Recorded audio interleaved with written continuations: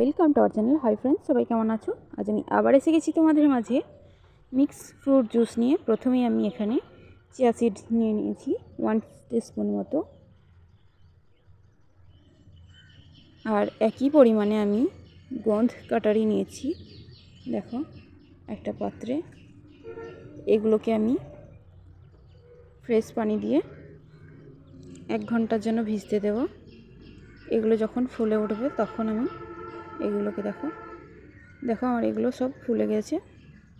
1 ঘন্টা পর আমি চলে এসেছি। এবার আমি এখানে কিছু ফ্রুট কেটে নেব। প্রথমেই একটা আপেল কেটে নিচ্ছি সামান্য পরিমাণে। এবার আমি একটা কলাকে কেটে নিচ্ছি, এটাকে ভালো করে ছিলে নেব। তারপর এটাকে পিস করে নেব।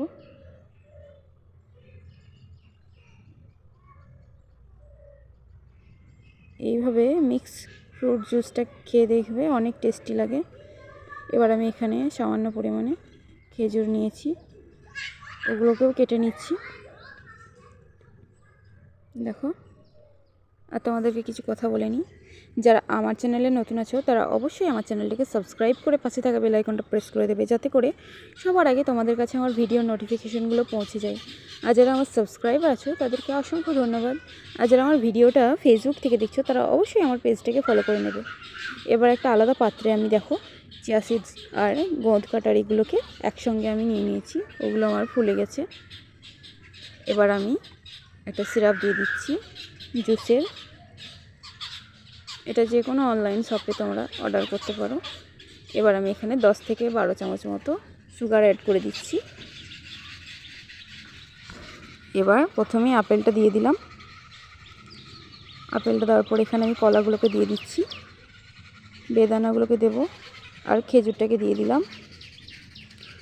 সব ফ্রুটস দেওয়ার পরে এবার আমি সবগুলোকে একটু মিক্স করে নেব। দেখো এভাবে কিছুক্ষণ মিশিয়ে নেওয়ার পরে আমি এখানে সামান্য পরিমাণে ঠান্ডা জল দিয়ে দেব। এবার এটাকে আমি আরেকটু ভালো করে মিক্স করে নেব।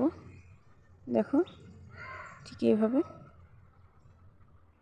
দেখো এরকম হয়েছে। এবার আমি জুসটাকে একটা গ্লাসের মধ্যে দিয়ে দিচ্ছি। দেখো এইভাবে ঘরে খেয়ে দেখবে, অনেক টেস্টি হয় মিক্স ফ্রুট জুসগুলো। এবার আমি এর মধ্যে কিছু আইস কিউব দিয়ে দিচ্ছি। ভালো লাগলে অবশ্যই লাইক কমেন্ট শেয়ার করবে। Thank you so much everyone.